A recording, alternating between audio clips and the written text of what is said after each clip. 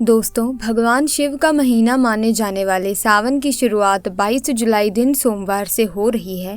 इस माह में 5 सोमवार पड़ेंगे। सावन इस बार सर्वार्थ सिद्धि योग में प्रारंभ हो रहा है। ऐसा संयोग 72 वर्ष के बाद बना है। इस योग में पूजन अर्चन, रुद्राभिषेक व व्रत कई गुना फल प्राप्त होता है। सावन में उनकी पूजा का विशेष महत्व है। इसी तरह की महत्वपूर्ण और ज्ञानवर्धक जानकारी प्राप्त करने के लिए हमारे चैनल समृद्धि को सब्सक्राइब करें और बेल आइकन को प्रेस करें ताकि नई वीडियोस की अपडेट आपको सबसे पहले मिल सके। शास्त्रों में कहा गया है कि सावन माह में समुद्र मंथन के समय समुद्र में कालकूट नामक विष पैदा हुआ, जिससे समस्त जीवों के अस्तित्व पर संकट आ गया था। भगवान विष्णु के सुझाव पर समस्त देवगण भगवान शिव के पास जाकर प्रार्थना किए। संसार और जीवों के कल्याण के लिए उन्होंने उस विष का भक्षण कर लिया। वो उनके गले तक पहुंचते ही सूख गया, उनका कंठ नीला हो गया, इसीलिए नीलकंठ के नाम से प्रसिद्ध हुए। लेकिन वे विष ताप के आगोश में थे। देवगणों ने विष ताप की शांति के लिए उनका जलाभिषेक किया। तभी से सावन में भगवान शिव को जलाभिषेक करने की परंपरा चली आ रही है। इस माह में व्रत, उपवास व पूजा अर्चना का विशेष फल प्राप्त होता है। सर्वार्थ सिद्धि योग इसे और शुभ बनाएगा। ऐसे में दोस्तों, सावन सोमवार के पवित्र दिन में यहाँ पर बांधे एक जोड़ी हरी चूड़ी 24 घंटे के अंदर में देखे चमत्कार। सावन का जो महीना होता है दोस्तों, वो मर्यादा एवं भक्ति का महीना होता है, भक्ति का माह होता है। सावन के पूरे महीने पर भगवान भोलेनाथ जी का नियंत्रण माना जाता है। कालों के भी काल कहे जाने वाले महाकाल शिव शंभू को सावन का महीना बहुत ही खूबसूरत लगता है। इस समय सूखे पड़े बंजर, सूखे पड़े बाग खिलखिला उठते हैं। चारों ओर हरियाली ही हरियाली दिखाई देती है। सावन का महीना लड्डू गोपाल श्री कृष्ण को अति प्रिय है। अपने बाल गोपाल रूप में भगवान लड्डू गोपाल वृंदावन में सावन में स्नान अवश्य करने आते हैं। श्री कृष्ण सखियों के साथ मिलकर वर्षा आदि में स्नान करते हैं और नृत्य आदि करते हैं। दोस्तों, ऐसा माना जाता है कि सावन के पूरे महीने भर भगवान भोलेनाथ जी की पूजा पाठ करने से वो शीघ्र ही प्रसन्न होते हैं। सावन का पूरा महीना भगवान भोलेनाथ का प्रिय महीना है। इसकी अनेक पौराणिक कथाएं एवं धार्मिक मान्यताएं भी हैं।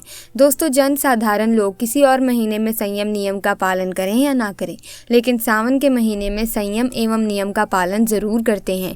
सावन में जो लोग व्रत आदि करते हैं तो उन्हें पूरे महीने भर लहसुन, प्याज तथा किसी का जूठा भोजन भी नहीं करना चाहिए, क्योंकि इस समय व्रतधारी भगवान शिव की शरण में होता है। तो आप कोई भी ऐसा पाप न करें जिससे भगवान शिव क्रोधित हो जाएं। तो आज की वीडियो है बहुत ही सुंदर है, ज्ञानवर्धक जानकारी है। इस वीडियो को अपने फायदे के लिए जरूर पूरा देखना, क्योंकि अधूरा ज्ञान हमेशा अधूरा फल ही देगा और भगवान शिव का अपमान भी माना जाएगा। इसीलिए सावन के शुभ अवसर पर वीडियो को अंत तक जरूर देखें और कमेंट में अपनी राशि जरूर डाल दीजिएगा। यदि हमारे पास कोई भी उपाय होगा तो वो आकर हम आपके कमेंट के रिप्लाई में ज़रूर बताएंगे। दोस्तों, सावन के महीने का विशेष महत्व कुछ इस प्रकार से है। दोस्तों, सावन के महीने में ही समुद्र मंथन हुआ था। सावन के महीने में ही माता लक्ष्मी उत्पन्न हुई थी और माता लक्ष्मी को धन की देवी का दर्जा सावन के महीने में ही प्राप्त हुआ था। सावन के महीने में ही भगवान भोलेनाथ भूलोक पर आ जाते हैं और भूलोक पर जिनके घर पर यथावश शिवलिंग रखा हुआ होता है तो उनके घर में भगवान आंशिक रूप में जरूर आते हैं। दोस्तों, इस माह में विष्णु जी योग निद्रा में चले जाते हैं तो सृष्टि का जो भार होता है वो भगवान भोलेनाथ संभालते हैं।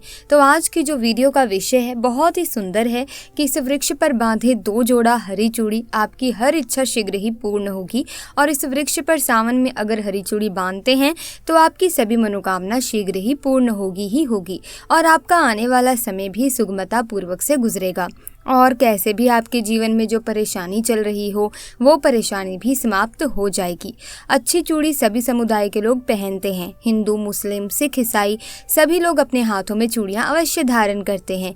कोई इसे बैंगल्स बोलता है तो कोई इसे करें तो कोई इसे चूड़ी आदि बोलता है, लेकिन चूड़ी का महत्व सर्वप्रिय है। देवी देवताओं को अति आकर्षित करने वाली चूड़ियाँ मानी जाती हैं। दोस्तों, अगर आप भी भोलेनाथ के सच्चे भक्त हैं तो कमेंट बॉक्स में ओम नमः शिवाय ज़रूर लिखना, और अगर आप भोलेनाथ से प्यार करते हैं तो इस वीडियो को लाइक और शेयर भी ज़रूर करना। दोस्तों, भगवान भोले बहुत ही भोले हैं, आपकी थोड़ी सी श्रद्धा से भी प्रसन्न हो जाते हैं। ऐसे में दोस्तों, भगवान भोलेनाथ जी को ये 3 वृक्ष अत्यंत प्रिय है और इस वृक्ष की पूजा करने से शिव पूजा करने का ही फल प्राप्त होता है। दोस्तों, इस वृक्ष के बारे में शास्त्रों में ये भी कहा जाता है कि मनुष्य जाति के जन्म कल्याण के लिए स्वयं भगवान भोलेनाथ एवं माता पार्वती इन वृक्षों के रूप में भूलोक पर अवतरित हुए थे, अर्थात भूलोक पर जन्म लिया था। तो आइए इस वीडियो में जानते हैं सावन में हरी चूड़ी का महत्व। दोस्तों, हरा रंग सौभाग्य एवं उल्लास का प्रतीक माना जाता है, जो मन को शीघ्र ही आनंदित करता है। हरा रंग प्रकृति का स्वरूप है, हरा रंग प्रकृति का स्वरूप माना जाता है और माता पार्वती भी प्रकृति है एवं भोलेनाथ को पुरुष माना जाता है। दोस्तों, हरे रंग का उदाहरण कुछ इस प्रकार से है, जैसे सावन में भगवान शिव को चढ़ाए जाने वाले बेलपत्र, धतूरा, भांग एवं दूब हरे रंग की होती है। दोस्तों, प्रकृति निर्माण करने वाले भगवान भोलेनाथ हरे रंग से अतिशीघ्र ही प्रसन्न होते हैं। सावन में जो महिला हरे रंग की चूड़ी पहनती है, हरे वस्त्र धारण करती है, उन्हें अखंड सौभाग्य की प्राप्ति होती है। दोस्तों, इसीलिए कहा जाता है कि जितनी भी माताएं बहनें हैं, उन्हें पूरे सावन के महीने में हरे रंग की चूड़ी जरूर पहननी चाहिए। इसी के साथ दोस्तों, हरे वस्त्र ज़रूर धारण करने चाहिए। सावन के महीने में जो माताएं बहनें भगवान भोलेनाथ की पूजा करती हैं, शिव पूजा करती हैं, ऐसी माता बहनों को हरे रंग के वस्त्र धारण करने चाहिए और भूलकर भी सावन के महीने में नीले और काले वस्त्र किसी भी महिला को कदापि नहीं पहनने चाहिए। ऐसा माना जाता है कि इस रंग के कपड़े पहनने से महिला के पति पर कष्ट आते हैं और उनके पति की आयु कम हो जाती है। तो दोस्तों, इस वृक्ष पर किसी भी सावन सोमवार के दिन या सावन में किसी भी समय जरूर बांधे हरी चूड़ी। दुर्भाग्य आपका सौभाग्य में बदल जाएगा। कैसी भी आपके ऊपर परेशानी हो, गरीबी हो, कष्ट हो, कर्ज हो, तकलीफ हो, जीवन में जो परेशानी हो, वो सारी समस्याएं समाप्त हो जाएंगी।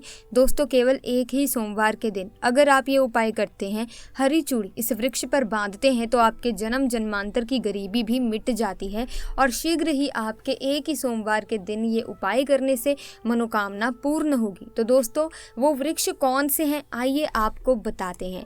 दोस्तों, प्रथम वृक्ष है शमी का वृक्ष। शमी के वृक्ष के बारे में ध्यान से सुनिए। तो शमी का जो वृक्ष है, माता पार्वती का एवं भगवान भोलेनाथ जी का मिश्रित स्वरूप कहा जाता है। इसीलिए दोस्तों, शमी के वृक्ष को उमा महेश्वर वृक्ष भी कहा जाता है। पूरे सावन भर शमी के वृक्ष पर माता पार्वती एवं भगवान भोलेनाथ जी का वास माना जाता है। सावन के महीने में गोधूली बेला पर प्रदोष काल के समय, अर्थात दोस्तों जब ना दिन हो और ना ही रात, अर्थात संध्या काल के समय, तो इस वृक्ष को संध्या काल के समय गोधूली बेला में या फिर प्रदोष समय में इस वृक्ष को छूने से पाप, दोष, कष्ट एवं परेशानी केवल सावन के महीने में छूने मात्र से समाप्त हो जाता है। दोस्तों, सावन के पवित्र महीने में अगर शमी वृक्ष की जड़ पर कच्चा दूध डाला जाए तो भगवान शिव शीघ्र ही प्रसन्न होते हैं एवं माता पार्वती का ढेर सारा आशीर्वाद प्राप्त होता है। दोस्तों, शमी के वृक्ष का महत्व कुछ इस प्रकार से है। भगवान राम रावण पर आक्रमण करने के पूर्व भगवान राम ने शमी वृक्ष की पूजा की थी और पांडवों ने अपने दिव्य हथियार भी शमी के वृक्ष के नीचे दबा दिए थे। शमी का वृक्ष जिस घर में लगा होता है, उस घर का कल्याण हो जाता है और उस घर में सभी प्रकार के भौतिक सुख वास माना जाता है। तो दोस्तों, सावन के किसी भी सोमवार के दिन शमी वृक्ष पर उमा महेश्वर का ध्यान करते हुए 2 जोड़ी हरी चूड़ी एवं हरे रंग का रिबन जरूर बांधना चाहिए, या फिर हरे कलर का जो भी आपको श्रृंगार आदि मिल जाए वो आपको जरूर बांधना चाहिए, जैसे कि हरे रंग की मेहंदी, हरे रंग की बिंदी आदि या हरी चूड़ियां जरूर बांधनी चाहिए। दोस्तों, कैसे भी आपकी मनोकामना हो वो एक ही बार में पूर्ण हो जाएगी, क्योंकि इस खास समय पर यानी सावन के समय में भगवान शिव खास तौर पर वास करने आते हैं धरती पर और शमी के वृक्ष में स्थायी रूप से वास करते हैं। शमी का वृक्ष छूने मात्र से आपकी मनोकामना शीघ्र ही पूर्ण हो जाएगी।